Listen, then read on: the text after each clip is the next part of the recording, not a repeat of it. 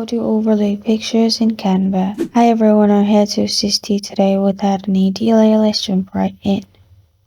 First, open Canva on your device. I have two pictures. Now I want the dog's picture to overlay at the top, but it is just going inside.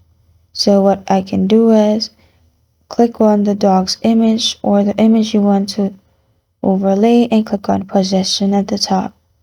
After you click on Possession, on the left side, click on Layer and make sure the picture you want at the top is in the top on the layers. After you do that, you will be able to move your image at the top and overlay. After you do that, you can resize the picture as you want. Then press on Enter and you're good to go. This is how to overlay pictures in Canva.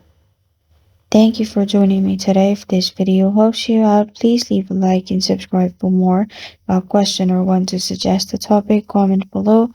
Thank you for watching.